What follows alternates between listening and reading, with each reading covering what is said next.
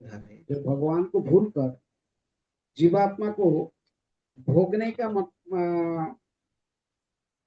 इच्छा होती है, फिर आध्यात्मिक जगत वैकुंठ जगत में तो वो भगवान के सेवक के रूप में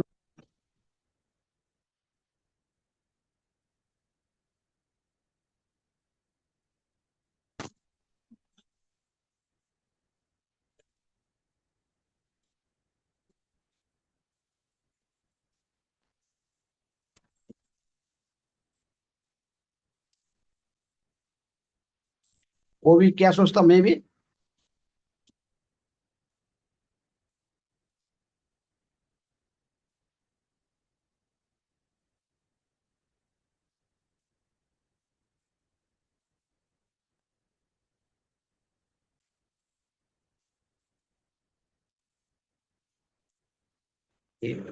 भगवान भोग करते हैं, रास रचाते हैं, गोपियों के साथ में नाचते हैं।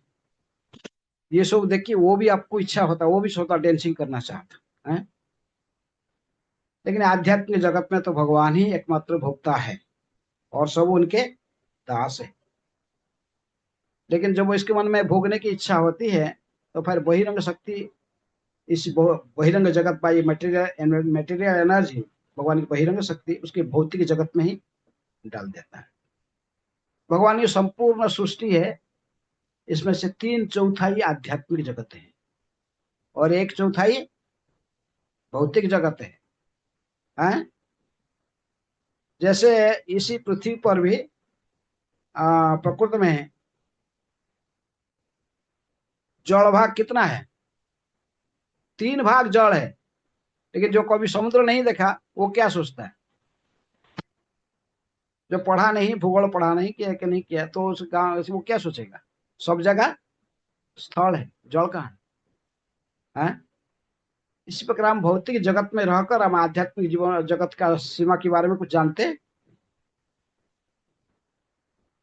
जो लोग केवल मन में भोगवांछा रखते उनके लिए भौतिक जगत है। इनको कहते कि ये लोग रिवोल्ट करते, भगवान जो भोग कर रहे देखकर ये भी भोगने की इच्छा होती है, इसलिए भौतिक जगत में आते हैं। भौतिक जगत में किस लिए आता है? भोगने की आशा लेकर यहाँ पर प्रवेश करता है। इसलिए किंतु जब ऐसी भावना लेकर ये भावाट के जंगल जैसे भौतिक जगत रूपी जगत प्रवेश करता है, इसमें उदाहरण यहाँ पर एनालॉजी दी गई कि जैसे वणिक अनेक दुर्लभ वस्तुओं को संग्रह करने के लिए और उन्हें लाभ प्राप्त करने के लिए नगर में बेचने के लिए आप प्रवेश करता है। जब मार्ग सदैव ही संकट से घिरे रहते हैं, जब शुद्ध जीव प्रभु की सेवा त्याग कर भौतिक जगत की भोग करना चाहता है, तो श्री कृष्ण उसे भौतिक जगत में प्रवेश करने का अवसर अवश्य प्रदान करते हैं। प्रेम विवर्त में कहा गया है कि कृष्ण बहिर्मुख होया भोगवांछा करे, इसी कारण से शुद्ध जीवात्मा भौतिक जगत में गिर जाता है। भौतिक प्रकृति के तीनों गुणों के प्रभाव से आकर जीवात्मा विभिन्न योनियों में भिन्न भिन्न स्थितियों को प्राप्त करता है। कभी वह स्वर्गलोक में देवता बनता है, तो कभी निम्न लोक में नगण्य प्राणी का रूप धारण करता है। इस संबंध में श्री नरोत्तम दास ठाकुर कहते हैं कि नाना जोनी से ही फिरे कदर्य भक्षण करे, तारा जोनी अधपत्ति जाए। तो कभी निम्न लोक में कभी नगण्य प्राणी का रूप में धारण करता है। इस संबंध में नरोत्तम दास ठाकुर कहते कि नाना जोनी सदा फिरे, जीवात्मा अनेक जोनियों में भ्रमण करता है और कदर्य भक्षण करता है, उसे घृणित वस्तुएं खाने की भोगनी पड़ती है। तारे जन्म अधपते जाए, इस प्रकार उसका सारा जीवन नष्ट हो जाता है। सर्व दयामय वैष्णव की शरण लिए बिना बद्धजीव माया के चुंगल से नहीं छूट पाता। जैसे कि भगवत गीता में कहा गया है, मनोष्ठा इंद्रियाणी प्रकृति स्थानिक सती। जीवात्मा अपने मन तथा 5 इंद्रिय द्वारा भौतिक जीवन प्रारंभ करता है और इंद्रियों के बल पर वह अपने अस्तित्व के लिए इस भौतिक जगत में संघर्ष करता है। इन इंद्रियों की तुलना वन में रहने वाले धूर्तों तथा ठगों से की गई है। वे मनुष्य व आध्यात्मिक ज्ञान हर कर उसे अज्ञानता की जाल में डाल देती हैं। इसी तरह इंद्रियां धूर्तों तथा ठगे तुल्य है, जो उसके आध्यात्मिक ज्ञान को लूट लेती है और इसके अतिरिक्त सारे कुटुंबी, पत्नी तथा संतान वन के खूंखार पशुओं की तुल्य है। इन भयानक पशुओं का काम है मनुष्य को का मांस भक्षण करना।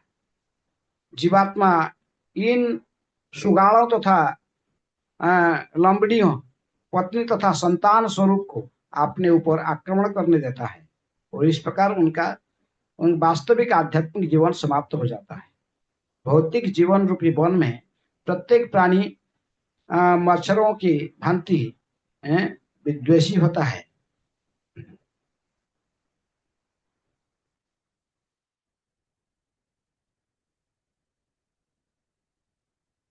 हाँ,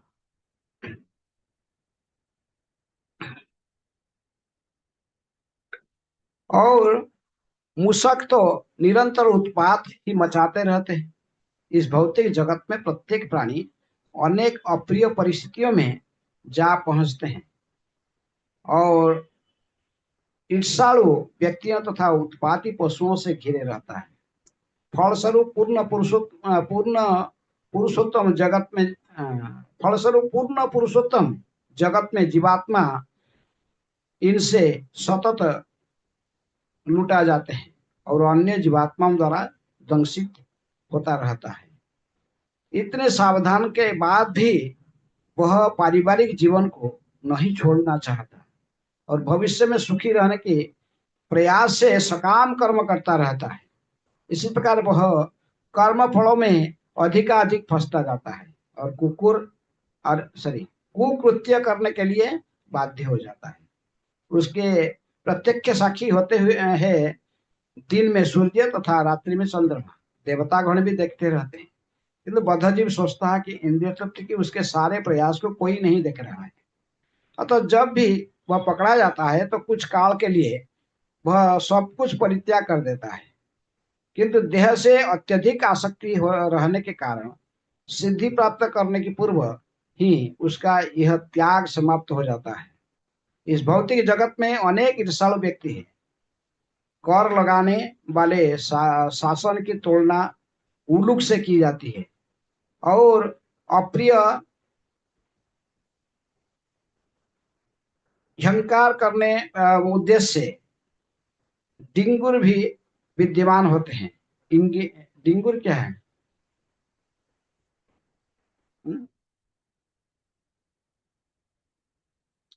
ये प्रकृति के दूत बनकर बद्धजीव को सताते हैं, किंतु इसकी बुद्धि कुसंग के कारण भ्रष्ट हो जाती है। भौतिक अस्तित्व की बाधाएं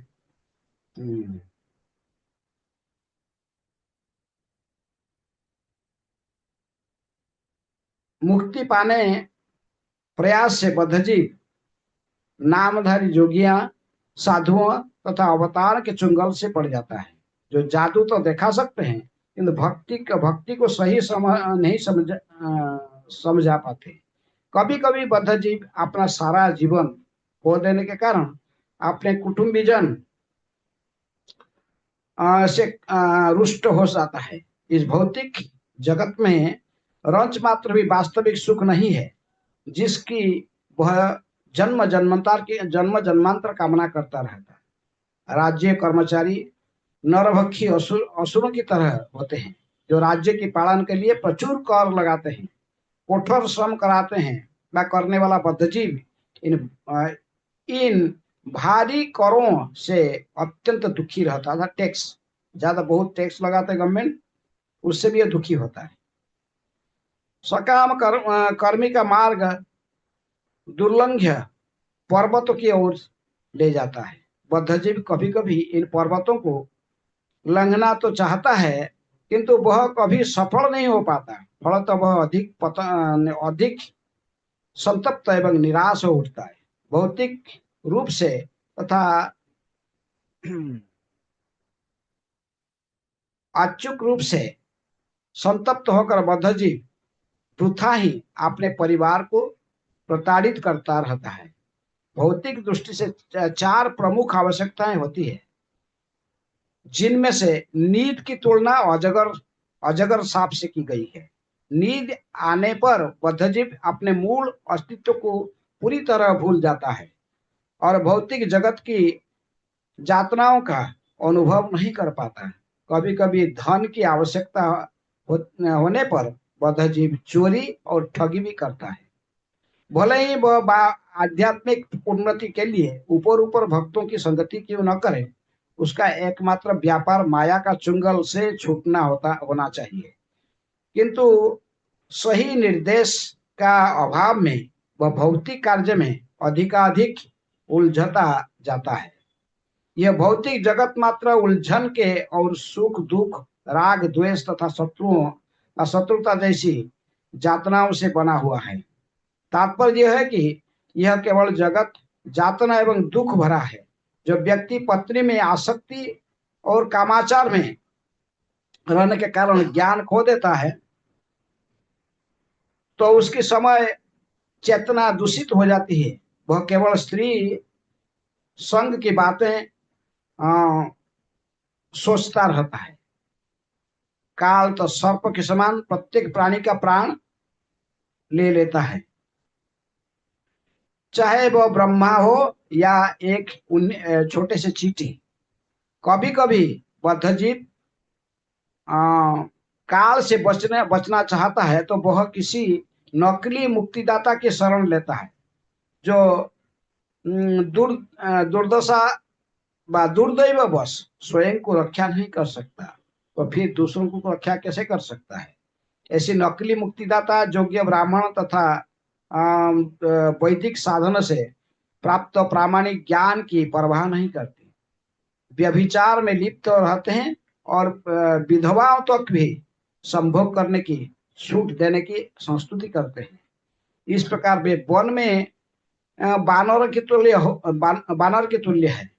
श्रील सुखदेव गोस्वामी महाराज परीक्षित को विस्तार पूर्वक भौतिक वन व भवाटवी तथा इसके दुर्गम पथ के विषय में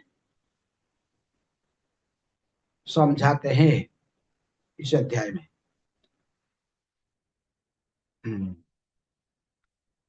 तो इसलिए ये भरत महाराज की प्रसंग 7वें अध्याय से लेकर 14वें अध्याय तक पंचम स्कंद भागवत में वर्णन की गई है। तो उसी प्रसंग में ये पूरा समझा गया कि भरत महाराज के बारे में आप लोग सुने, ऋषभ देवी के सबसे बड़े पुत्र थे भरत महाराज। तो उन्होंने ये भारत वर्ष को लगभग कई साल तक 36,000 से अधिक साल तक शासन किए। उनकी ख्याति सर्वत्र व्याप्त था। यहाँ तक कि देवता लोग भी भरत महाराज को सम्मानित करते थे, उनकी कीर्ति गायन करते थे। लेकिन फिर भी भरत महाराज जब ये संसार जब सोचे कि मनुष्य जीवन का लक्ष्य है क्या, भगवत प्राप्ति व भगवान की भक्ति करना, भगवान को प्रेम करना मनुष्य का कर्तव्य है, तो उनके ये वो सब कुछ छोड़ दिए। यद्यपि संपूर्ण विश्व के एक छत्राधिपति सम्राट थे, एक क्षण में अपने राजगद्दी त्याग के जंगल में चले गए। किसको त्याग दिए आपने? कितने उनके रानी 100 रानियां थी, उनकी आज्ञाकारी पुत्र थे, पुत्र संतान थे, और उनकी प्रजा भी सभी इनको भगवान जैसे सम्मान करते थे। ये सभी के स्नेह आसक्ति को त्याग कर उन्होंने घर बार सब छोड़ के जंगल में चले गए। कौन? प्रहलाद ने भरत महाराज जंगल में जाके उन्होंने नेपाल में जाकर गंडकी नदी के किनारे आज भी वो आश्रम है जहां पर वो रहकर भजन किए थे। पुलस्त्य मुनि के आश्रम में भरत मुनि वहां जाकर नहीं, सॉरी, ये महाराज भरत वहां पर जाके अपने साधन भजन प्रारंभ करने लगे। उन्होंने सालग्राम शिला गंडकी नदी से संग्रह करके तो उनको पूजन करने लगे। सालग्राम, क्योंकि हमारे सनातन संस्कृति में सालग्राम शिला को साक्षात नारायण के दूसरे रूप माना जाता है। वहीं पर ऐसे ही किए, लेकिन संसार के प्रति जो संसार में रहा थोड़ा आसक्ति तो घर के प्रति छोड़ देता है। लेकिन संसार में संसार को छोड़ के वो जंगल में आए थे, लेकिन जंगल के अंदर में भी रहते हुए साधु संग नहीं मिलने के कारण एक हिरणी का प्रति आसक्त हो गए हैं। एक बार भरत महाराज अपने आश्रम में एक झरना के किनारे पर बैठे थे, बैठकर अपने साधन भजन करते थे, हैं भगवान के नाम ले रहे, तो हठात देखे कि एक गर्भवती हिरण ने पानी पी रही थी। तो उस समय जंगल में एक खूंखार शेर ने बहुत जोर से आवाज हुंकार किया। उसको हुंकार सुन के ये भयभीत हो गई। कौन? हिरण ने। ये छिलंग लगा दी, झरना के दूसरे साइड के छिलंग लगा के वहां गिर गई, और गिर के उसका प्राण निकाल गया शरीर से। और उनके गर्भ से जो संतान था, क्या बच्चा था, वो झरना के पानी में गिर गया। हाँ, ये बैठ के देख रहे थे। हाँ, अभी यदि में ये बच्चा जो पानी में, तब माँ मर गई है, झरना में भास जा ही रहे, पानी में भास के जा रहा है, इसका जान भी निकल जाएगा। तो इसलिए मुझे इस बच्चा को रक्षा करना चाहिए, सोच के उन्होंने हरिण का बच्चे को उठा लिया और इसको फिर आस्ते आस्ते आश्रम में लेके गए जहां से रहते थे। आश्रम में लेके फिर जो वो हिरण का बच्चे के पीछे उसका तो डेली देखभाल करने लगे। आस्ते आस्ते उनकी आसक्ति बढ़ गया। किसमें? हिरण की। छोटे बच्चे में। हिरण बड़े देखने में बड़े सुंदर होते, ऐसे थोड़ा बड़ा हो तो फिर इधर उधर भागते रहेगा, डांसिंग करते रहेगा। हाँ, क्योंकि इनकी आस्ते आस्ते उसी की जत्न लेने लगे, उसी के प्यार में देखने लगे, सोचने लगे। आस्ते आस्ते उनकी आसक्ति उसी में हो गया। किसमें? हिरण की बच्चा है। हाँ, यहाँ तक कि आस्ते आस्ते इतनी आसक्ति बढ़ने लगा कि उन्होंने जब जब ये कुछ पूजा काम अपने ध्यान करते थे, पूजा करते थे, तो उस समय में कभी कभी सोचते थे बच्चे कहाँ है, हिरण का बच्चा कहाँ गया। पास में गया कि जंगल में चले जाएगा तो उसको भी शेर खा जाएगा, कहाँ ये, इस बारे में फिर बार अन्यमनस्क होकर फिर देखते थे। हाँ, संसार में इस प्रकार यदि कोई व्यक्ति भी चाहता है कि मैं भक्ति करूंगा, तो सोचकर, हाँ, सोचता भी है, लेकिन मन में इंद्रिय तृप्ति की वासनाएं भर के रहने के कारण फिर वो सांसारिक चिंतन में फिर डूब जाता है। साधारणतः जब तक हमारा इंद्रिय तृप्ति की वासना रहता है तो हम ये संसार में भ्रमित रहते हैं। इसलिए कहा जाता है कि जब कि व्यक्ति के मन में इंद्रिय तृप्ति की वासना है और ये वासना इसको सोचा कि भव सागर में ये भौतिक दुनिया में है, ये इसको भ्रमण करके मैं असली सुख व शांति को प्राप्त कर लूंगा इसके माध्यम से। तो इसलिए यहाँ पर प्रारंभ से इंट्रोडक्शन में जो कहते कि सुखदेव गोस्वामी समझा रहे कि किसको? परीक्षित महाराज को। हाँ, कि देखो, तो कोई व्यक्ति, तो जैसे कोई व्यापारी होता है, व्यापारी सोचता है कुछ फायदा, सोचता है तो सोचता है जंगल में प्रवेश करके कुछ ऐसे वस्तु कुछ ढूंढ लेगा, हाँ, और उनको लेके ज्यादा मूल्य में बाजार में बेचकर, हाँ, उसमें कुछ प्रॉफिट उसको मिल जाएगा। तो उसी प्रकार जो बद्ध जीव है, संसार रूपी भवाटव ये जंगल में प्रवेश कर जाता है। हाँ, उसका असली लक्ष्य प्रारंभ से तो इतना मैंने प्रवेश करके सोचता कि इसके अंदर मैं असली सुख को प्राप्त कर लूंगा, लेकिन ये संसार में कभी असली सुख मिलना संभव नहीं है। सोचता कि इसका कुछ फायदा मैं उठा लूंगा ये संसार में आके, हैं, लेकिन ये संसार में कभी सुख मिलने वाला नहीं है। यहाँ कितने भी कोई प्रयास करें, सुख के लिए प्रयास करेगा, मिलेगा क्या? दुख। सुख कहीं अभी तक ये संसार में अन्वेषण करके प्राप्त नहीं किया। हाँ, जैसे कोई बने जो व्यापारी जंगल में तो घुस जाता है, तो जंगल जाके प्रयास करता है, लेकिन जंगल में कई प्रकार की पशुआं रहते हैं, हिंसक जंतु भी रहते हैं, और इतनी आसान नहीं जंगल में प्रवेश करके फिर वस्तुओं को इकट्ठी करना है। तो बद्ध जीव ये संसार रूपी जंगल में प्रवेश कर जाता है। संसार में ये सोचता है कि मैं इसके अंदर पहले वो जब सोचता है मैं शादी करूंगा, प्लान करता ना, कितने प्रकार के प्लान हम करते हैं। जब वो यास्ता यंग होता सोचता कि मैं किसको कोई शादी करूंगा, मैं एंजॉय करूंगा, चिंता कर, मैंने धन कमा के फिर मैं उपभोग करूंगा, है मेरे संतान होंगे, ये सब सोच के, इनको सब वो अपना ही सोच के वो से परिश्रम करके उनको प्रसन्न करना चाहता है। हाँ? उनको क्या प्रसन्न करेगा, वो तो तुमको लूट रहे हैं, वो इसको समझ नहीं पा रहा है। इंद्रिय भोग को असली सुख समझ के रखा है।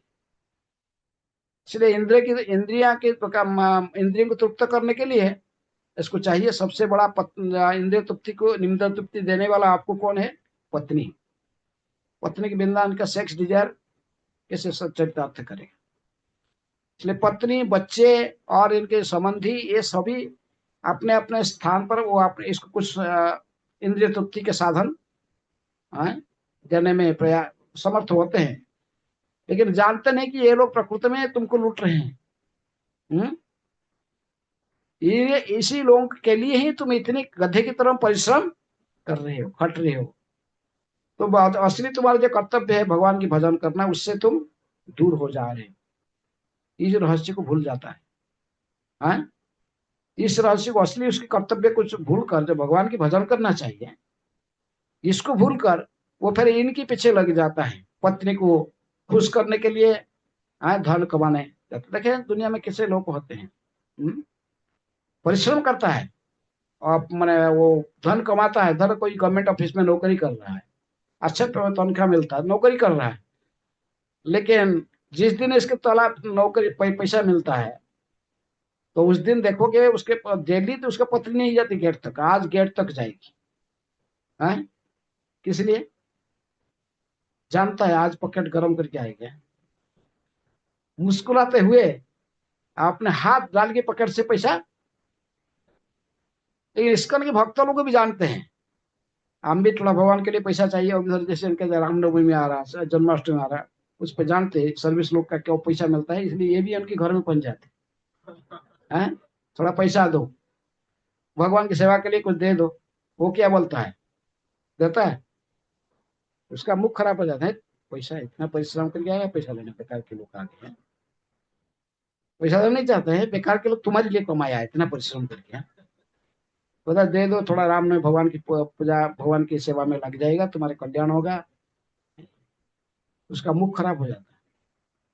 लेकिन जब उसके पत्नी आके पूरा हाथ डाल के पॉकेट से पूरा निकाल लेगा, मुस्कुराती हुई, बोला देखो, वो देना भी नहीं पड़ा, मुस्कुराते हुए है निकाल लेगा। लोग किससे मूर्ख है बड़े संसार। असली वही लोग लूट रहे हैं। कौन लूट रहा है? तुमको वही लोग लूट रहे हैं, वही सब लूट रहे हैं घर में, पत्नी बच्चे संबंधी, यही यही तुमको लूट रहे हैं। पत्नी तुम्हारे खून चूस रही है। हैं? वो तुलसीदास जो थे, तुलसीदास के आप कई जानते हो, वो अपने जीवन में प्रभुपाद कभी कभी उनका एक कोट कोट करते हैं? रात में न दिन में बाघिनी, रात में डाकिनी, पलक पलक लहू चूसे, दुनिया सब बाउला होके घर घर बाघिनी पोसे। पागल होके लोग घर घर में एक बाघिनी रखते हैं, जो तुम्हारे खून चूसती है।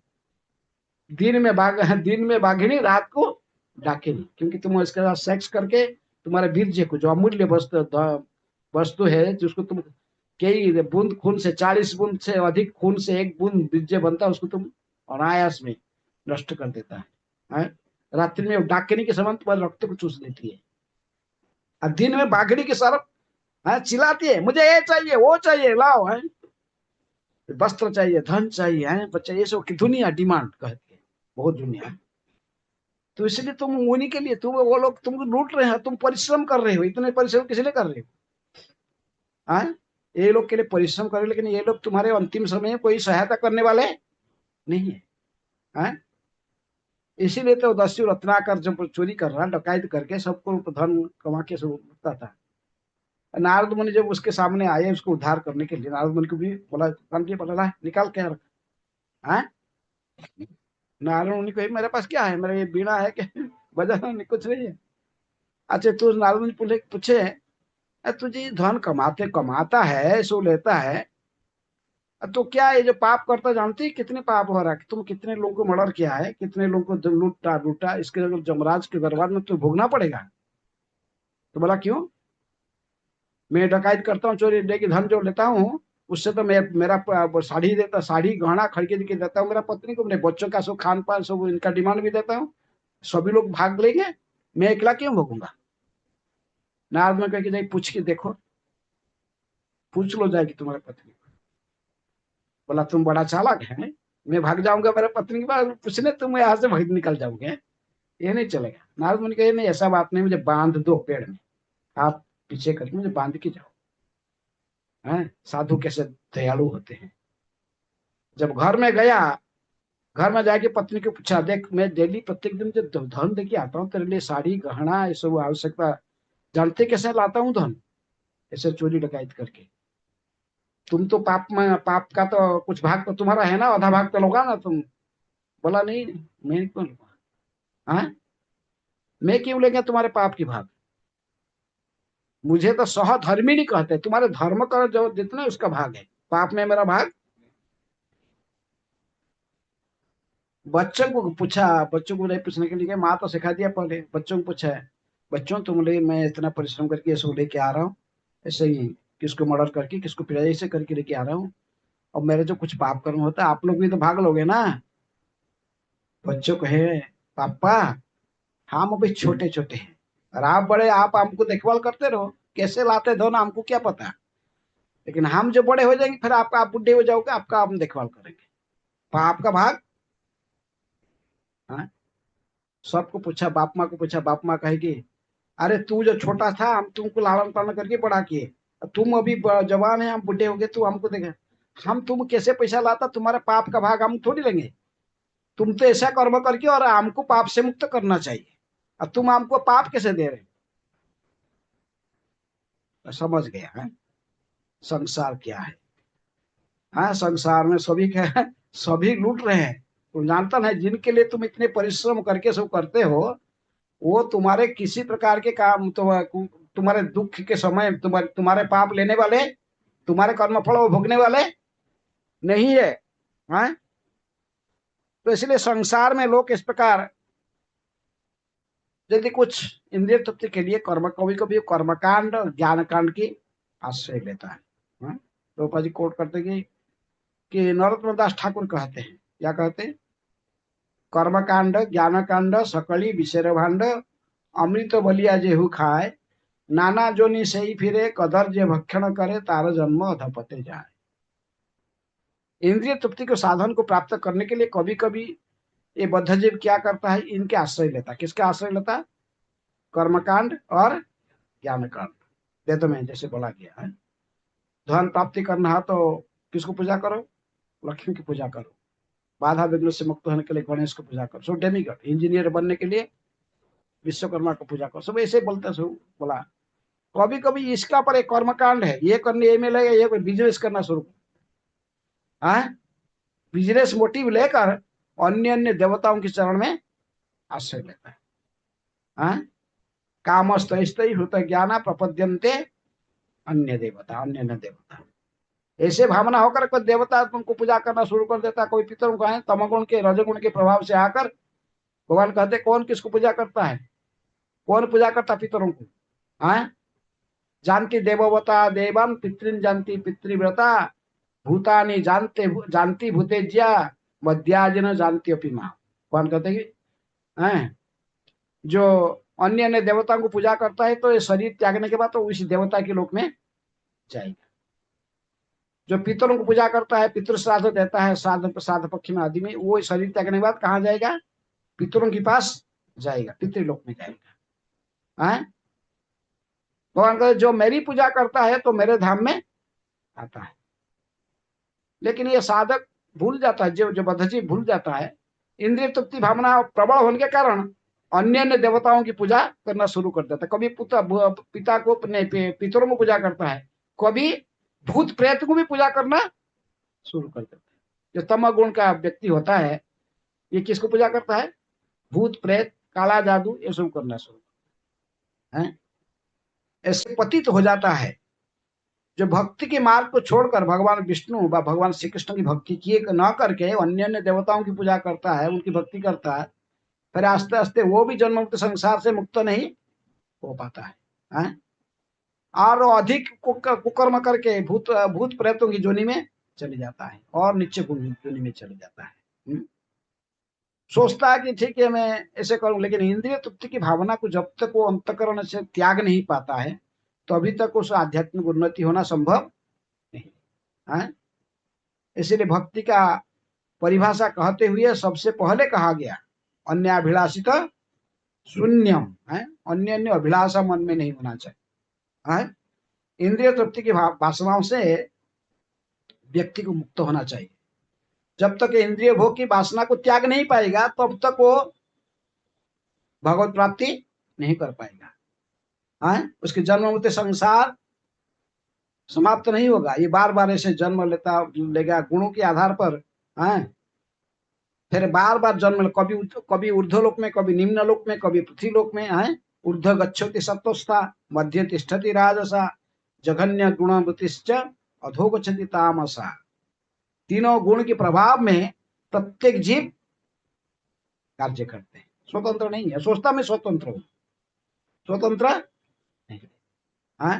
प्रकृति क्रियमाणानि गुणै कर्माणि सर्वश अहंकार विमूढ़ात्मा कर्ता अहं मिति मन्यते। सोचता मैं करता हूं, लेकिन प्रकृति के चंगल में ये प्रभावित होकर कार्य करता है। सत्वगुण रजगुण तमगुण इनके चंगल में रह के इसके कभी ऊर्ध्वलोक में, कभी मध्यलोक में, कभी नीचे लोक में, ऐसे अन्य अन्य, कोई उच्च जोनि में, कभी नीचे जोनि में, ऐसे भ्रमण करते जाता है। कारण गुण संग सद असत जोनि जन्मसु। सद असत जोनि को प्राप्त करता है केवल गुणों की है। जैसे गुण के साथ वो संपर्क करता है, संग करता है, उसी प्रकार उसके जन्म मिलता है। तो इसलिए भव संसार में जीव तो आता है, आ गया, प्रवेश करके सोचता मैं एंजॉय करूंगा, लेकिन प्रकृति में वास्तव में तो गुणों के प्रभाव से रहकर है तो फिर वो भूल जाता है। एंजॉय करेगा जब संपूर्ण रूप में भगवान की शरणागत हो जाएगा है, तो फिर भगवान की भजन से, भगवान की भक्ति से जो सुख मिलता है, इंद्रिय तृप्ति में वो सुख मिलने वाला नहीं। लेकिन ये मिसडायरेक्टेड हो जाता है। ऐसे जब सोचता है, प्रभुपाद जी कहते हैं ऐसे सब ठग लोग मिल जाते हैं इसको, भंड जोगी और जो साधु की वेश लेकर घूमते हैं, कर्मी जोगी ज्ञानी हैं, ये सब कई लोग मिल जाते हैं। ऐसा ही कुछ सिद्धियां देखकर, कोई मैजिक दिखाकर व्यक्ति को भ्रमित कर देते हैं। असली जीवन का लक्ष्य के बारे में इसको बताते कोई नहीं बताता है। फिर ये ऐसे ही ऐसे ही तथाकथित जोगी महात्मा तो संग करके फिर जीवन का असली लक्ष्य को खो देता है। फिर वो उस पीछे पहुंच जाता, कोई सिद्धि मुझे मिल जाएगा तो अच्छा है, कोई चमत्कार दिखाने वाले बाबाओं के चक्कर में फंस जाता है। तो इसी के प्रकृति में जीवन का जो लक्ष्य है भगवान श्री कृष्ण की भक्ति करना, जन्म मृत्यु संसार से मुक्त होना, ये फिर भूल जाता है। तो इसलिए भवाटा भी, ये जो भव संसार में जो प्रवेश कर जाता है वो इससे निकाल पाना बड़ा कठिन हो जाता है। ये जंगल का अंदर में, इसमें ये भवाटवी के अंदर, इसका अंदर ये सब माने इसे तोड़ना की गई है प्रत्येक, या अंदर में जो हम जिनको हम अपने मित्र सोचते हैं वही लोग प्रकृति में तुम्हारे शत्रु है। ये अध्याय के अंत में भी प्रभुपाद जी लिखते हैं, the forest of material existence is summarised in this 14th chapter. The world Bhavatavi refers to the path of material existence. The merchant is the living entity who comes to the forest of material existence to try to make money for sense gratification. The 6 plunderers are the senses: eyes, ears, nose, tongue, touch, and mind. The bad leader is a diverted intelligence. Intelligence is meant for Krishna consciousness, but due to material existence, we divert our intelligence to achieve material facilities. Everything belongs to Krishna, the Supreme Personality of Godhead. But due to our perverted mind and senses, we plunder the property of the Lord and engage in satisfying our senses. जो सब कुछ जो provide तो कृष्ण के enjoyment के लिए, लेकिन झूठे हम सोचते कि सब हमारा इंद्रिय तृप्ति के लिए है। Plunder the property of Lord and engage in satisfying our senses. The jackals and tigers in the forest are our family members. परिवार के जो मेंबर है वही लोग है, क्या है, जैकल है और टाइगर है, ऊपर है। Tigers in the forest are our family members, and the harps and creepers are our material desires. The mountain cave is our happy home, and the mosquitoes and serpents are our enemies. Huh? The rats, beasts, and vultures are different types of thieves who take away our possessions. And the Gandharvapura is the phantasmagoria of the body and home. The wheel or the whip is our attraction for gold and color, and material residence and wealth are the ingredients for our material enjoyment.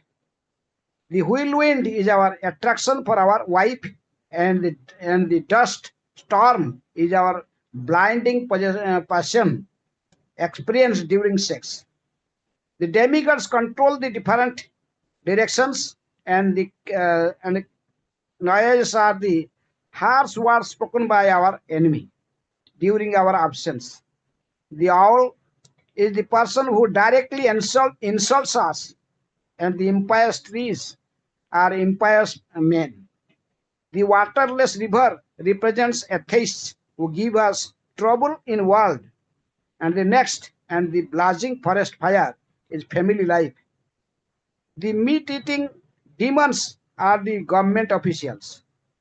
The many ritualistic duties of household life constitute a tall hill one must cross, and the pricking thorns on that hill are the impediments of material life. Sleep is python for the little test experienced during sex. One desires to enjoy another's wife, and then, like one who goes to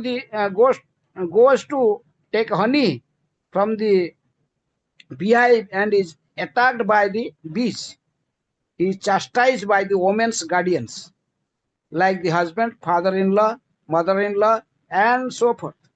The creeper is one's wife. The lion is imminent death, and the herons, crows, and the vultures are so-called demigods and pseudo-swamis, yogis, and incarnations, who are all too insignificant to save one from the lion's attack. The swan are the perfect brahmanas, and the monkeys are the extravagant Sudras engaged in eating, sleeping, mating, and defending. The trees of the monkeys are our households, and the elephants is the ultimate death. Thus, all the constituents of the material existence are described in this chapter. So, analogy के साथ देकर मैंने परीक्षित महाराज को समझा रहे कौन, सुखदेव गोस्वामी, कैसे संसार की स्त्री है, न कैसे संसार की स्थिति है। यदि कोई भी आध्यात्मिक उन्नति करना चाहता है, लेकिन ये संसार में जो भंड जोगी तपस्वी ये सब रहते हैं, ये फिर इसको गलत मार्ग बताते हैं। जाता उनके पास में, हाँ, तो वो गलत मार्ग बताए, भविष्य बोल देता है। वो भी ऐसे मूर्ख है तो जीवन का लक्ष्य क्या नहीं जानता है। जीवन का लक्ष्य से हम जन्म संसार से मुक्त हो जाना, भगवान प्रसन्न करके, वो नहीं भूल जाता है। वो सोचता है मेरे घर में मैं क्यों दुखी है, मेरे बहुत दुख है, मैं दुखी क्यों हो रहा हूँ। तो फिर वो जोगी तो होता बोला क्या है, पूर्व जन्म में कुछ किया था, ऐसा काम किया था, इसलिए जन्म में ऐसे दुख भोग रहा है। अभी ऐसा कर, अभी ऐसा मत, तुझे तेरे लिए पूजा कर दूंगा और कुछ कर दूंगा, बस सब तुम्हारा दुख ठीक हो जाएगा, लाओ। कुछ पैसा उससे लूट लेता है। तो ऐसे जो भंड जोगी भी होते हैं, यदि उस आध्यात्मिक व्यक्ति सोचकर उनके पास जाता है अपने भौतिक दुख से वो रियात लेने के लिए, लेकिन वो रिया इसको क्या ना जन्म संसार से इंद्रिय तृप्ति के साधन भी पूरा इसको दे तो नहीं पाएंगे। ठगने की प्रवृत्ति को उनके पास में भी रहने के कारण इसके ऊपर ठग कर इसके पैसा सब लूट लेते हैं। ना इसी जन्म से फिर कैसे मनुष्य फिर जन्म संसार से मुक्त कैसे होगा, ना उसका मार्ग कोई दिखाता है। चमत्कारिता दिखाते खूब, लेकिन भगवान की भक्ति के बारे में कभी भी कोई किसी को बोलते नहीं। हाँ? चमत्कार देखकर स्वयं का प्रतिष्ठा समाज में कैसे हो जाएगा, मैं कैसे धन कमा लूंगा, ज्यादा प्रतिष्ठित हो जाऊंगा, इसके बारे में। लेकिन असली जो जीवन का लक्ष्य भगवत प्राप्ति, उसकी मार्ग कोई बताते नहीं है। ये बेचारा जो ये जंगल के अंदर फंस के इसी के अंदर भटक रहा है, इसके हिंसक जंतु सब इसको खा रहे हैं, परिवार वर्ग इसका सब, ये सब अंदर फंस के यही लोग तो उसके लूट रहे हैं। ये रहस्य को छोड़ इसको वो समझ नहीं पाता, इसको जब कैसे भव संसार से पार होगा, भवटवी को कैसे जंगल से पार होकर कैसे दुख कष्ट से मुक्त होगा, उसे असली मार्ग कोई बताता है। उसी में और अधिक से अधिक व्यक्ति फंस जाता है। तो इसलिए ये अनुभूति जो भरत महाराज अपने जीवन में स्वयं किया है, और अपना अनुभूति को भरत महाराज क्या अनुभूति किए है पूरा लाइफ, क्योंकि पहले लाइफ में उन्हें भरत महाराज के रूप में आए, फिर हिरण्य का प्रति आसक्त हो जाने के कारण क्या हुआ है, अगला जन्म में क्या मिला है, हिरण का जन्म मिला। हिरण का जन्म हिरण का शरीर ने, किंतु उनको उनके स्वीकृति के कारण पूर्व जन्म सब याद रहा कि पूर्व जन्म में अयम भरत नाम राजा, जानते थे मैं भरत नाम के राजा था और पूरा विश्व के सम्राट था। मेरे आसक्ति हो गया ये क्या, किसके प्रति, छोटा सा हरिण की बच्चे के प्रति। अंत समय में उसी को ध्यान करके मुझे हरिण का शरीर मिला है। इसलिए हिरण का शरीर जब मिला, उन्हें खान पान भी छोड़ दी, कुछ खाई नहीं है, खाना पीना छोड़ के वही जहां पर पूर्व जन्म में वो जो आश्रम था, जहां पर वो भजन करते थे, पुलस्त्य मुनि आश्रम, वही तक चला। वो माँ अपने परिवार को छोड़ के, माता पिता छोड़ के, वो बच्चे के हिरण का बच्चे के रूप में वहीं चले गए। गंडकी नदी के किनारे खड़ा होके रो के ऐसे आंख से अश्रुपात करते करते पूर्व जन्म का घटना को चिंतन करते करते वो शरीर त्याग दिया। अगला जन्म फिर किस रूप में आए, जड़ भरत के रूप में। इसलिए कहीं भवसागर फिर फंस जाएगा, कोई मैंने कोई थोड़ा सा आसक्ति कहीं हो जाएगा, फंस जाऊंगा। इसलिए जड़ भरत के जब रूप में जब आए तो वो सब जानते थे, लेकिन वो किससे बोलते, कुछ नहीं बोलते थे। मुख व्यक्ति की तथा जो बोलना नहीं आता, ऐसे ही पूरा जड़वत रहते थे। जानते थे संशय, इनको बड़ा समझ गए थे, और सब तो त्याग दिया था, लेकिन फिर भी मैं आसक्त हो गया किसके प्रति, हिरण का प्रति। इसलिए उनके घर में ही रहकर, ब्राह्मण घर में जन्म मिला था। उनका स्टेप मदर था और उसके भाई भी था तो वो लोग सभी लोग परिवार लोग मिलकर इनके सुजग देखकर इनको एक्सप्लॉइट करते थे। लेकिन ये किसी कुछ प्रतिवाद नहीं करते थे। कोई भी कुछ खाने देता था, ये लोग सब खाने पीने की बात में जो झूठन रहता था उसी को देते थे खाने के लिए, वो उसी को खा लेते थे। कोई भी कुछ बोलता था, कोई कुछ इसमें प्रतिवाद नहीं करता। तो इसको ऐसा देखकर एक्सप्लोर करते थे। बाद में तो वो खेती में इनको जगने के लिए बैठा दिए, रात भर खेती में जगते थे। और वो जो राजा एक राजा जा रहे थे, कौन, महाराज राहु गुण। वो कहाँ के राजा थे,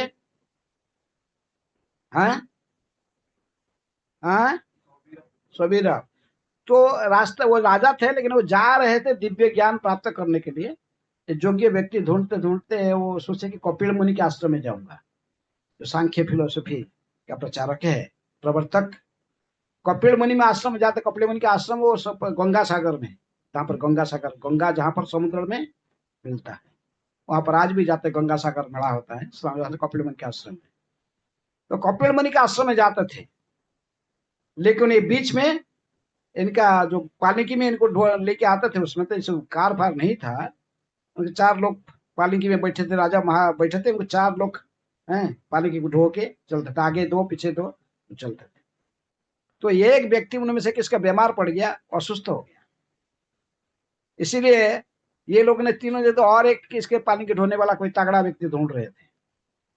आज देखे कि भरत, ये जो जड़ भरत, ये बैठे जड़वत बैठे, तगड़ा शरीर, बहुत अच्छा है।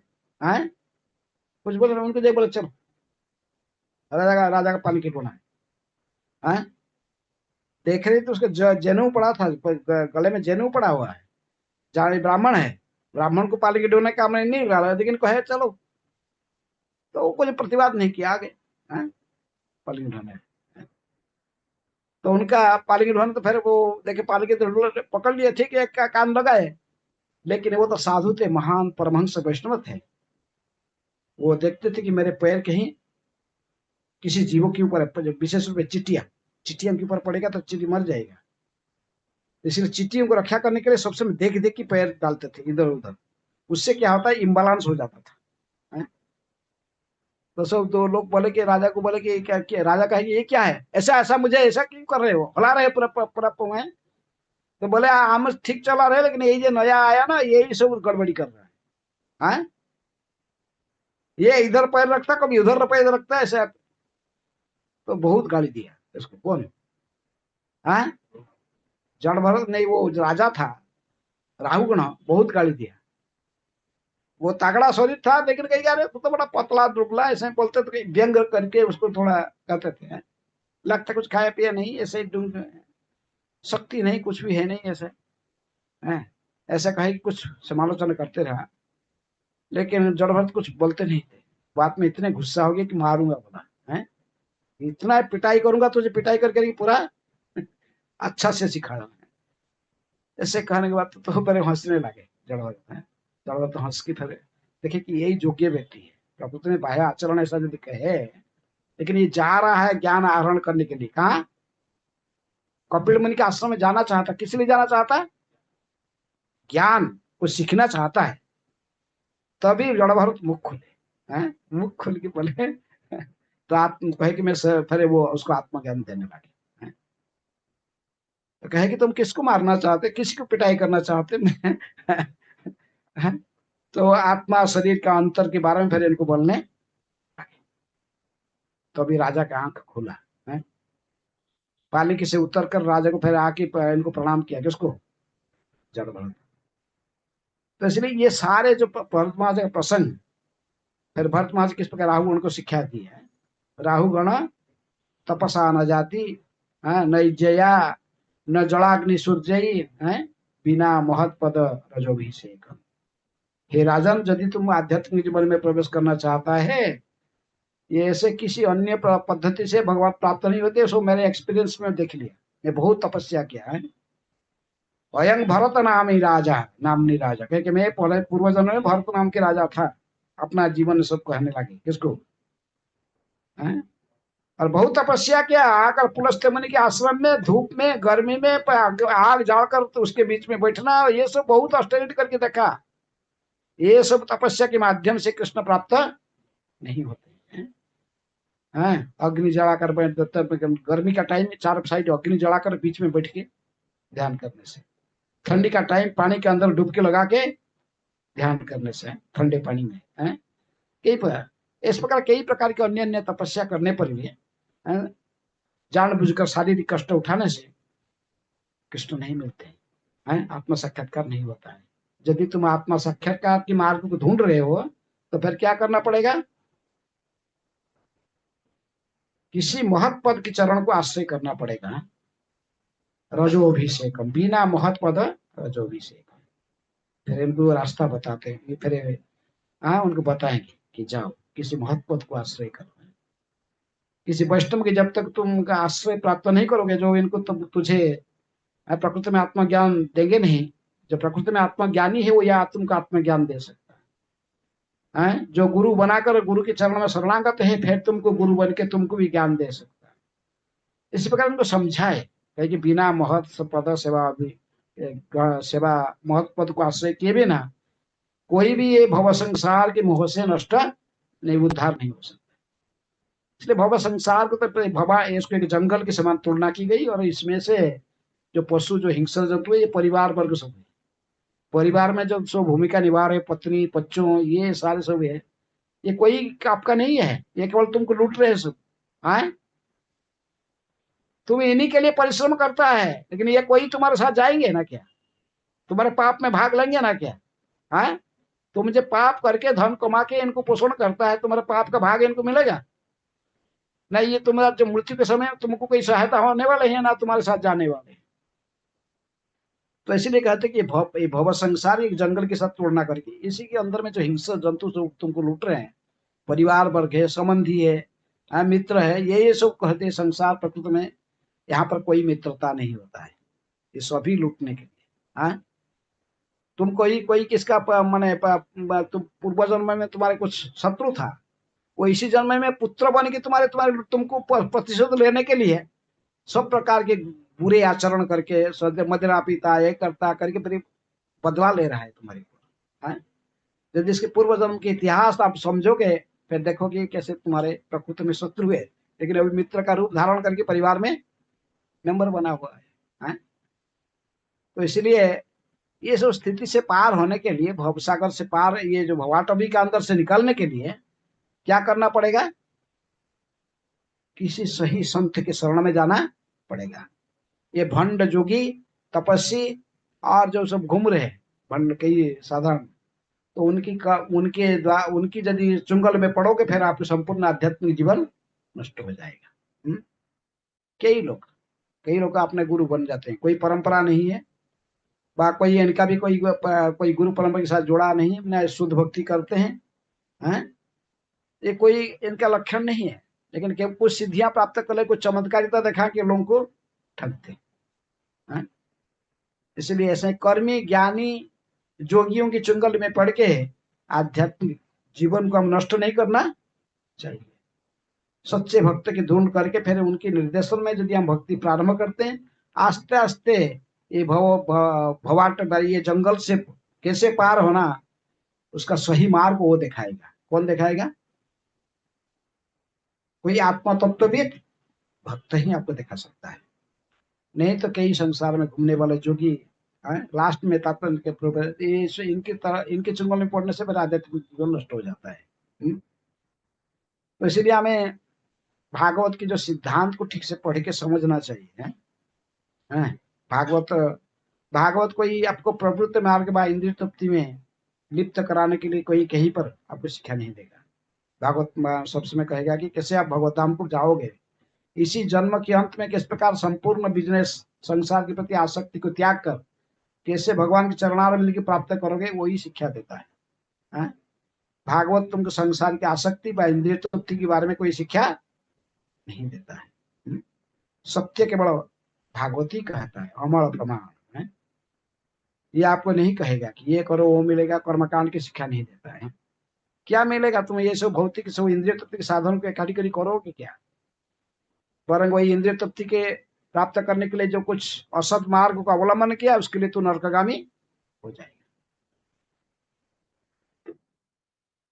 हरे कृष्ण। कोई किसका प्रश्न है?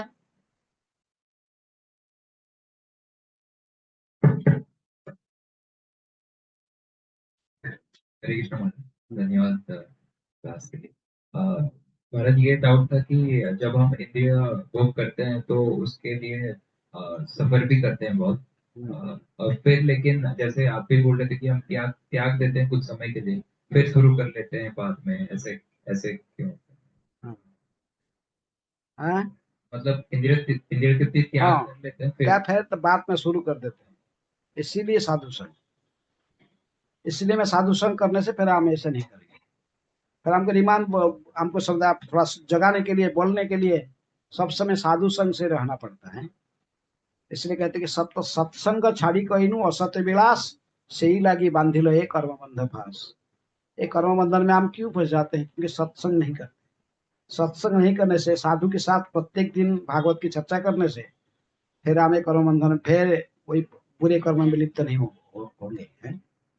इसीलिए साधु संग, साधु संग, साधु संग सर्वशास्त्र कहे, लवे मात्र साधु संग के सर्व सिद्धि। इसलिए सदा साधु संग करना पड़ेगा।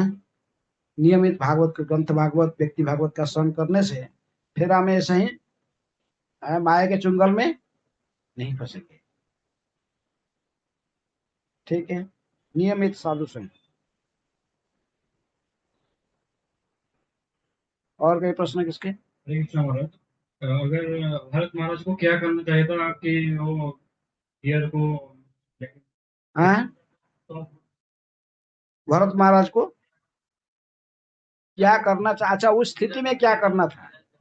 हाँ, तो जो इसका बच्चे निकाल के माँ की पेट से निकल गया, निकाल के पानी में गिर गया, बासुकी जा रहा था, इन्होंने उसको उठा लिया। उठा लिया तो ठीक है, जो सुस्त बालक थोड़ा सा सुस्त हो गया, देख लो ट्रीटमेंट करके सुस्त हो गया, फिर इसको बस, फिर जंगल का पशु जंगल में छोड़ना था, उसके प्रति आसक्त नहीं होना, पूरा अटैचमेंट ये भूल गए। आसक्ति को त्याग कर मैं घर में पत्नी को त्याग दिया, बच्चों को त्याग दिया, सब कुछ तो सारे इतना बड़ा पद को त्याग दिया, पूरा विश्व के सम्राट, ये सब छोड़कर फिर मैं क्या कर रहा हूँ, आसक्ति हो रहा हूँ इसके प्रति। हाँ, कोई ब्राह्मण यदि जुग के वजह वो सोचता है सारे जगत को खान पान खिलाने पिलाने वाला कौन है, भगवान श्री कृष्ण।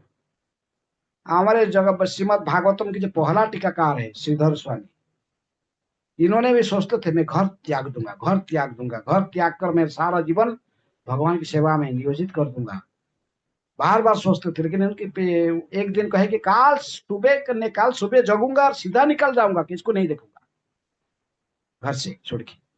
लेकिन जब घर निकालने के लिए प्रयास ब्रह्ममुहूर्त में उठ के स्नान करके निकाले, तो दूसरे देखेंगे उनकी पत्नी के रूम से आवाज है, क्वा क्वा क्वा क्वा, उसके बच्चा रो रहा है। बच्चे जन्म देकर माँ ने मर गई है। हाँ, बच्चे को जन्म देकर उसका प्राण छूट गई है और पड़ी है, छोटा बच्चा नीचे क्वा क्वा क्वा क्वा। बड़े धुंध में आ गए, बोले करूं क्या होगी। हाँ, इतना बड़ा प्रतिज्ञा ले लिया कि मैं पूरा भगवान को साक्षी रख के प्रतिज्ञा ले लिया, काल सुबह कुछ भी हो मैं घर त्याग के चले जाऊंगा, अभी क्या करूं। ऐसे सोच के पूरे आंख से अश्रु टपका, भगवान को स्मरण करके भगवान क्या करूं मुझे।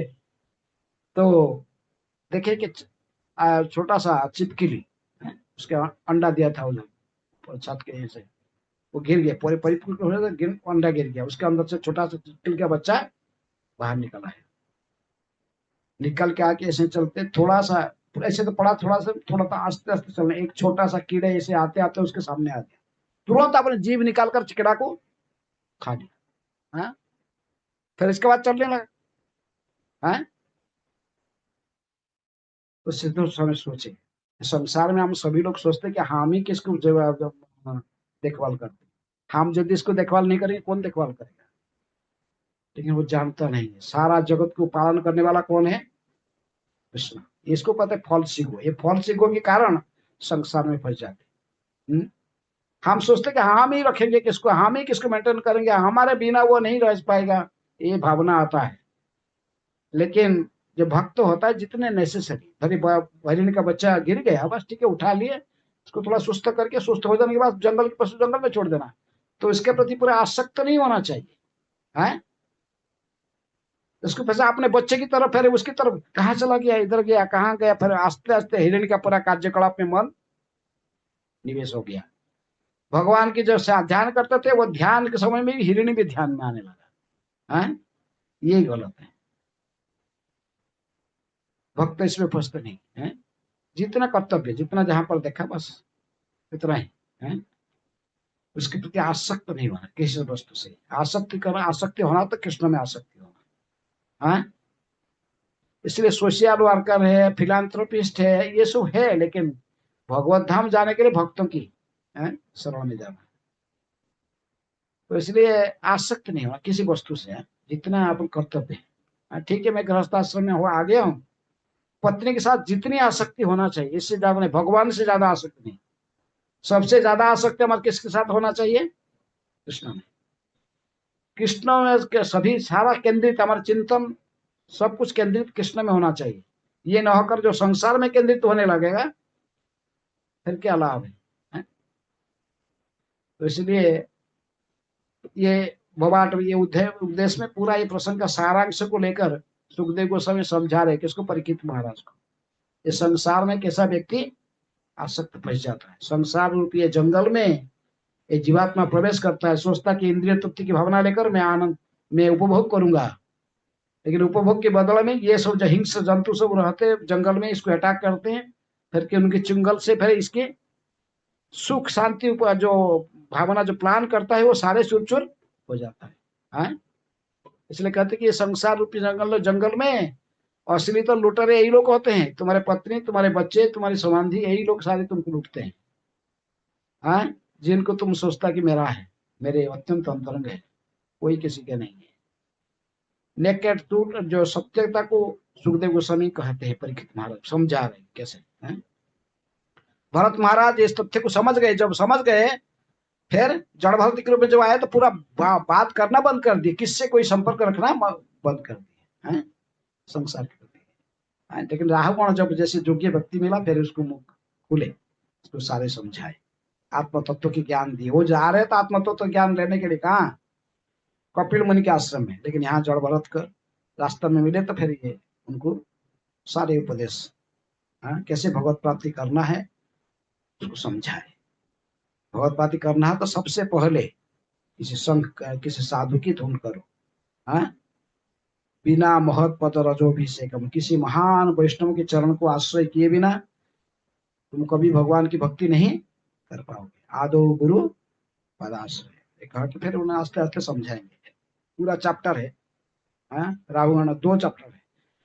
राहुगण, भरत महाराज और राहुगण के बीच में बातचीत थी।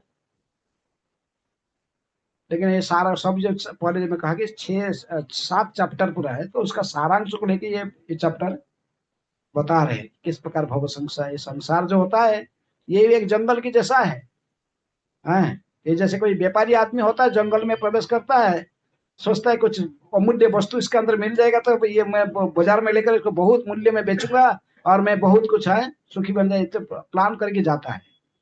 ऐसे संसार में व्यक्ति जो घुसता है भव संसार में, सोचता है मैं शादी कर लूंगा और इतने सारे इंद्रिय तृप्ति भोगूंगा, इतने सारे मजाक लूंगा, आनंद करूंगा, ऐसे बहुत कुछ प्लान करके जाता है। धन कमा के घर बनाता है, पत्नी फिर बच्चों फिर संबंधी, ये सारे बहुत जुड़ जाते हैं। पर आस्ते आस्ते क्या होता है, उसका स्वप्न सब विफल हो जाता है। जब पत्नी प्राप्त करता है तो शुरू से तो वो चंद्रमुखी दिखती है, आस्ते आस्ते फिर सूर्यमुखी, फिर ज्वालामुखी हो जाती है। इसके सारे स्वप्न विफल हो जाता है। क्रोधित होकर कभी घर वालों के ऊपर झगड़ा भी कर लेता है, ये सब है आस्ते आस्ते इसके सारे विफल हो। जंगल के अंदर ये सब हिंसा जंतु है, ये संसार रूपी भवट भी है, संसार रूपी जंगल में यही सब हिंसा जंतु है। आपको है लंबड़िया है, पशु, ये सब आपको एक्सप्लेन कर रहे हैं।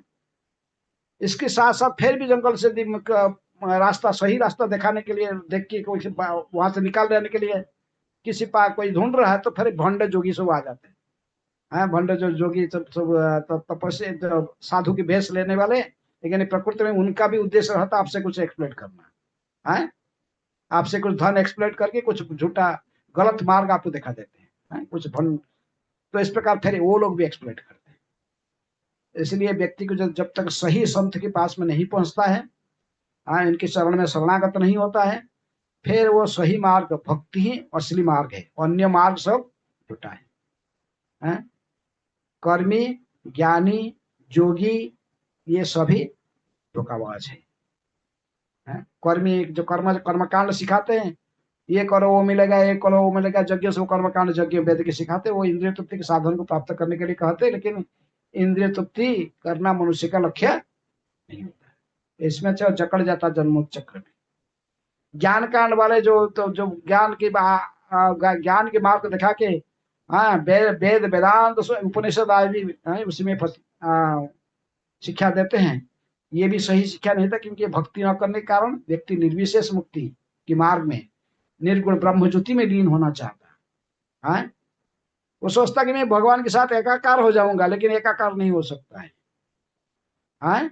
भगवान भगवान है और जीवात्मा उनकी दास है, दोनों एक नहीं हो सकते। एक प्रभु है और दूसरा उनका सेवक है। इसलिए ये मार्ग केवल भक्त, जो भक्त होता है, जोगी के कुछ आता है, कहता है तुमसे सिखाऊंगा, क्या योग सिद्धि सिखाऊंगा, अणिमा लघिमा प्राप्ति आदि योग सिद्धि सिखा दूंगा, तो बड़ा फेमस बन जाएगा, है ना। इसको अणिमा सिद्धि प्राप्त होगा, छोटे से छोटे वस्तु में अपने को सबसे सूक्ष्म बना सकता है। इसको किसी घर का अंदर बंद कर दे के सब झरका कबाड़ दरजा बंद कर दो, लेकिन वो घर से निकल जाएगा। लघिमा से सबसे ज्यादा से ज्यादा बड़ा आकार बन सकता है, वजन ज्यादा से ज्यादा वजन बन सकता है, सब है सिद्धियां सब। प्राप्ति, कोई भी चीज प्राप्त करना चाहता बैठ कर प्राप्त कर सकता है। इंद्र की नंदन का नाम से पारिजात पुष्प यहीं पर बैठ के वो ला सकता है। प्राप्ति, वशिता, किसी को वश में कर सकता है, अपने वश में जैसा वाले कार्य करेगा। वशिता, काम वशायिता, ईशिता आदि सभी सिद्धियां, ये सब अष्ट सिद्धि है। लोग प्रार्थना करते ना, अष्ट सिद्धि नवनिधि के दाता, ऐसा चाहते लोग। लेकिन ये अष्ट सिद्धि प्राप्त, ये सिद्धियां सब प्राप्त करके क्या करेगा वो? ये भी तुम्हारा आप उसका प्रॉब्लम सॉल्व नहीं कर पाएंगे, क्योंकि जन्म मृत्यु संसार से सिद्धियां आपको मुक्त नहीं कर सकते हैं। जब तक तुम्हारे शरीर है तब तक वो सिद्धि दिखाता रहेगा, शरीर तो एक दिन चले जाएगा। सिद्धि तुमको शरीर जन्म मृत्यु चक्र से मुक्त नहीं कर सकते। इसलिए असली जो है कि भक्ति, भक्ति के माध्यम से केवल भगवान को प्रसन्न करके हम जन्म मृत्यु संसार से मुक्त हो सकते, यही इसलिए सही मार्ग है।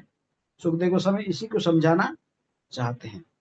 तो संसार किस प्रकार, एक संसार ये जगह ही भवाटव, यही जंगल है, और इसी जंगल के अंदर संसार में प्रवेश करके जीवात्मा सोचता है कि सुखी बनेगा, यहाँ से कुछ मूल्यवान चीज लूट लेगा और लेके बेच देगा बाजार में, ऐसा सोचता, जैसे बणिक सोचता जंगल के अंदर ढूंढता है मूल्यवान वस्तु मिल जाएगा तो उसी प्रकार ये संसार रूपी जंगल में प्रवेश करके है फिर वो सुख का ढूंढ करता है, लेकिन यहाँ सुख मिलने वाला नहीं है। और सब लुटेरे जुट जाते, जिनके माध्यम से, जिनके लिए परिश्रम करता पहले वही सब लुटेरे होते हैं।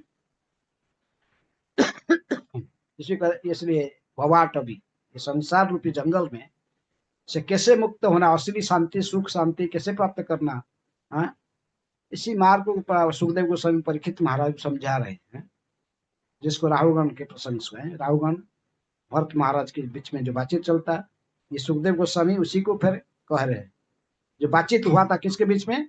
राहुगण और भरत महाराज के बीच में जो बातचीत हुआ था, जड़ भरत, उसी का सारांश फिर सुखदेव गोस्वामी समझा रहे। किसको समझा रहे? भरत महाराज को, संसार कैसा है। ठीक है।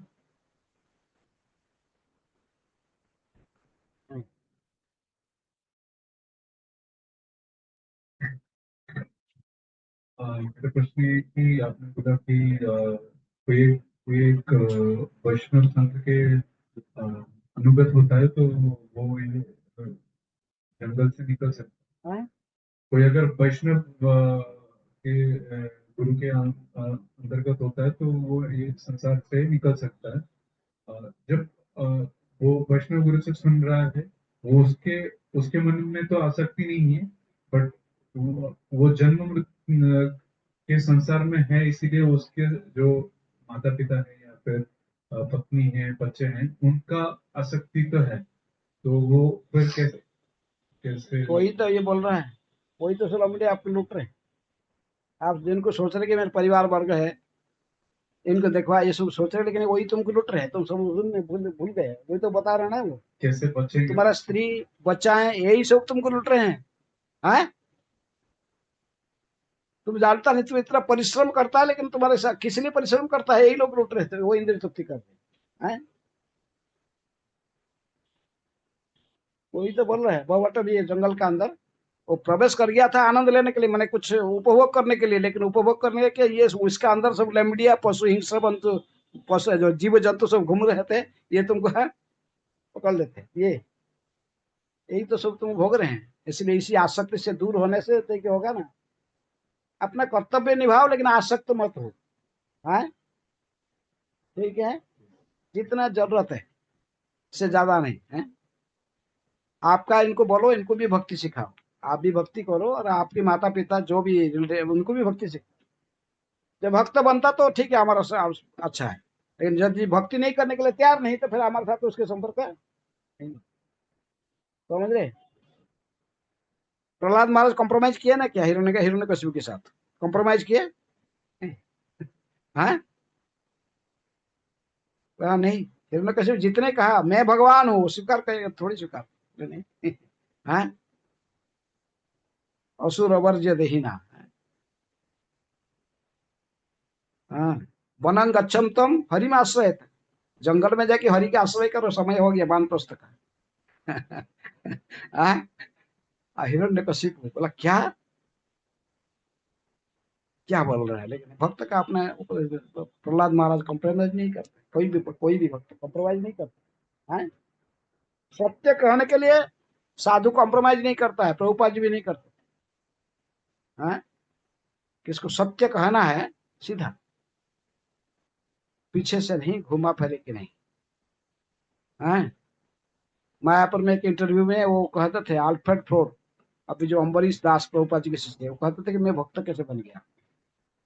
वो श्याम सुंदर प्रभु थे, प्रभुपाद जी के सेक्रेटरी, वो उनको प्रीचिंग करके कैसे भी प्रभुपाद जी के पास मिलाने के लिए उनको लेके आए थे। किसको?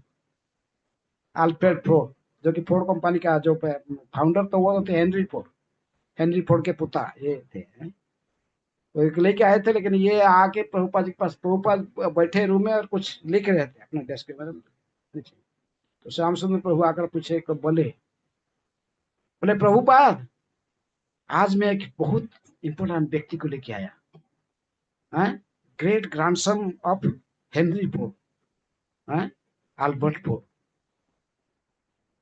और माने भारत के नेशरी अमेरिका में मान्य गण्य रिचेस्ट फैमिली में से एक है, और आपको मिलाने लगे।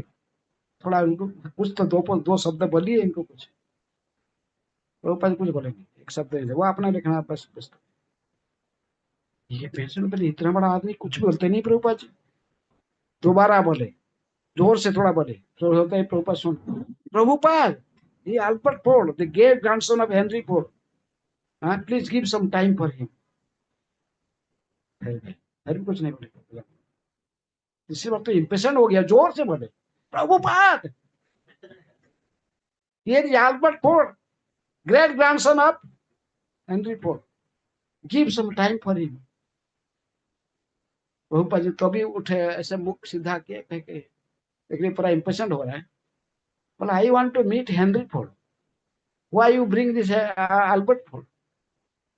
क्या कहे प्रभुपाद जी, मैं किसको मिलना चाहता हूँ? पता है सबको कि हेनरी फोर्ड कई दिनों से मर चुका है, प्रभुपाद जी को भी पता है। लगभग 50 साल उसके हो गया शरीर त्यागने, तो वो उसको मिलना प्रभुपाद चाहता। तो अम्बरीश प्रभु कहते मैं खड़ा था उधर, मुझे सुपर सोल अंदर से बह रहे थे, व्यक्ति क्या कहना चाहता है। इसको पता है हेनरी फोर्ड जा चुके, लेकिन ये क्या कहना चाहता है। मतलब सुपर सोल अंदर से कह रहे थे, जैसे ही तेरी कंपनी का मैंने फाउंडर था ये हेनरी फोर्ड, एक कंपनी बहुत परिश्रम करके कंपनी बनाया, फोर्ड कंपनी है, पहला कार प्रोडक्शन है। लेकिन आज वो जैसे चला गया, एक दिन तू भी ऐसे ही जाएगा। यदि तेरे धन भगवत सेवा में नहीं, गॉड की सेवा में उपयोग नहीं करेगा, हाँ तुम भी एक दिन ऐसे ही जाओगे। कैसे, किसकी तरफ? हेनरी फोर्ड की तरफ। तुम्हारे धन का कोई लाभ नहीं। बोले मैं जिंदगी में किसको प्रणाम नहीं किया था, हमारा परिवार में ऐसे फैमिली में कल्चर नहीं है कि किसको ज्यादा प्रणाम कर। लेकिन उस दिन माइंड में मेरे क्या हुआ पता नहीं, मैं तो सीधे गिर गया चरण में। किसका? प्रभुपाद जी के चरण में। तो इसलिए साधु सत्य कहता है और पूरे सच्चे दिल से उनकी कंपैशन रहता है पता जी उनके प्रति। जो बोलता है उनको प्रति कंपैशन, करुणा की भावना लेकर बोलता है। परिवर्तन हो गया उनके जीवन का। एक संग, इसीलिए कहते लबे मात्र साधु संगे सब सिद्धि है। यदि कोई साधु है, उनके थोड़ा संग करने से आपके जीवन का दिशा बदल जाता है। एक भौतिकवादी परिवार से फैमिली पर आते, लेकिन प्रभुपाद के थोड़ा संग किए पूरा अंतःकरण की भावना चेंज हो गया। प्रभुपाद जी शिष्य बन गए, फिर पूरा है। अब मायापुर में इतने बड़े मंदिर बन रहा है। पहले तो वही स्टार्ट किए थे, पैसा 250 करोड़ पैसा एकड़े नहीं दिए स्टार्टिंग करने के लिए मंदिर। तो इसीलिए जानना, वही बात को कह रहे हैं, ये भवाटवी से यदि उद्धार होना चाहते जंगल से, किसी साधु के संत के संग में साधु संग है, साधु के संग आदो गुरु पदाश्रय, साधु संग सर्वशास्त्र है। बिना महत कृपा बिना कोनो कर में भक्ति न है। कृष्ण भक्ति दूरे रहू, संसार न है क्षय। संसार के प्रति जो आसक्ति, ये भी तुमसे जाएगा नहीं जब तक इस महत् पुरुष की कृपा नहीं होगा। साधु संग करने से महत् पुरुष की कृपा से ही संसार के प्रति आसक्ति दूर होता है, भगवान के प्रति आसक्ति बढ़ता है, नहीं तो बढ़ने वाला नहीं। किसी जोगी व कोई ज्ञानी, कोई सिद्धि का दिखाने वाला, चमत्कार दिखाने वाला जोगी, इनके माध्यम से आपको संसार की आसक्ति हटनेगा नहीं। हाँ, कृष्ण भक्त के संग करने से जाएगा। कृष्ण भक्त निष्काम अतएव शांत, भुक्ति मुक्ति सिद्धि कामी सकली अशांत है। ओके,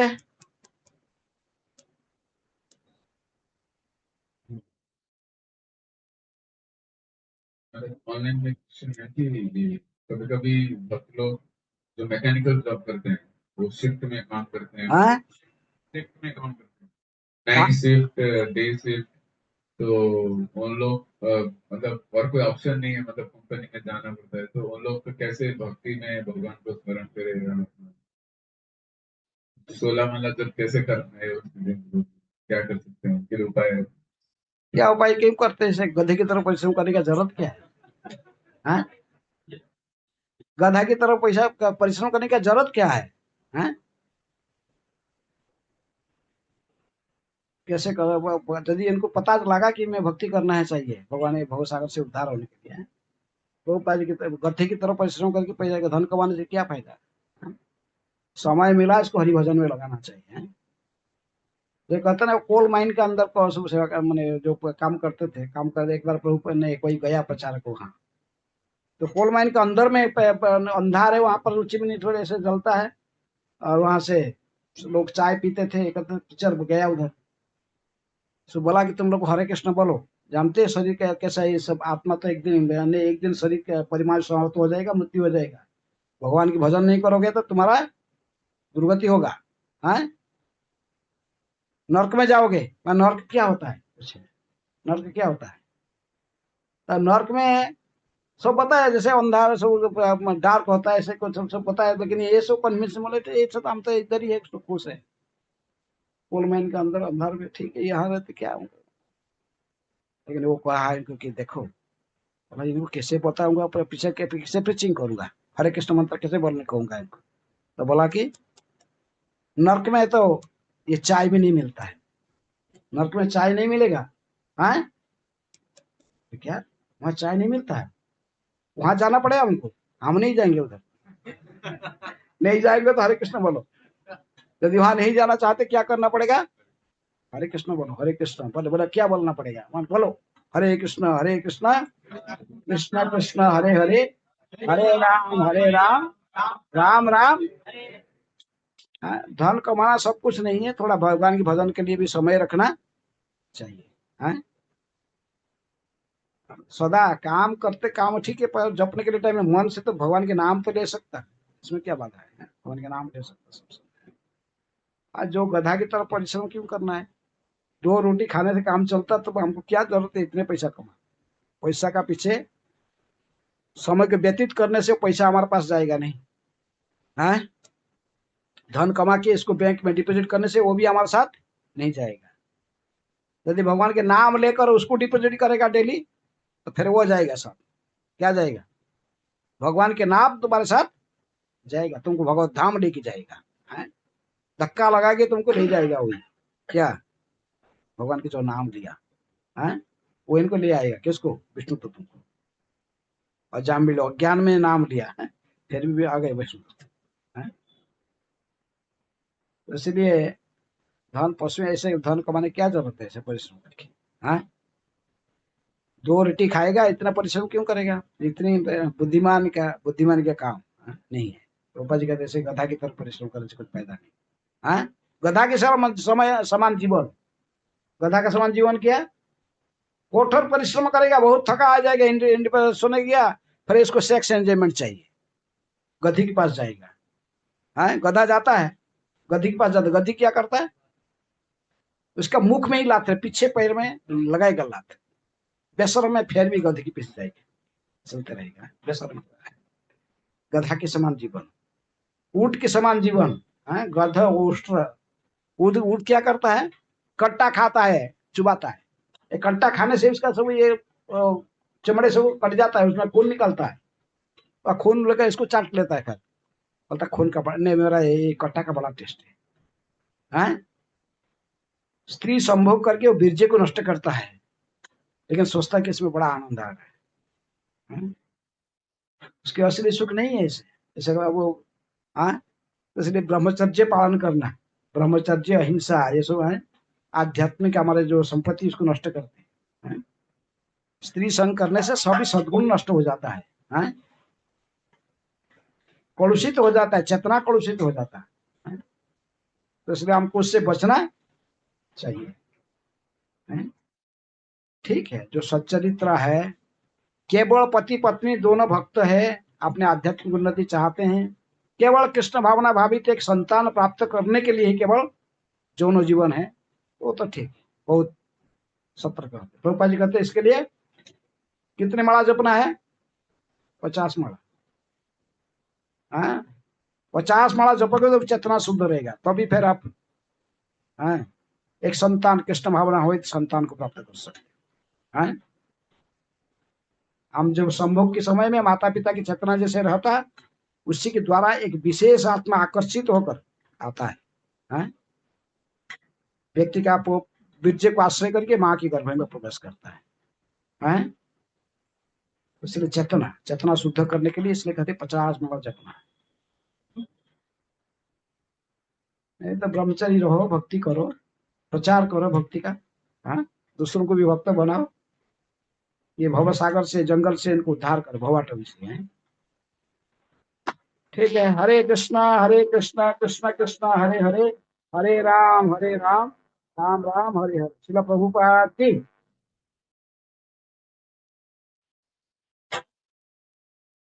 आवाज।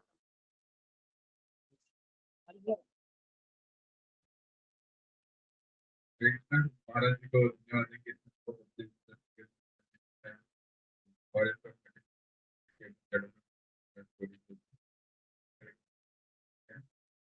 तो एक बार जोर से हरे कृष्णा मंत्र बोल के हरे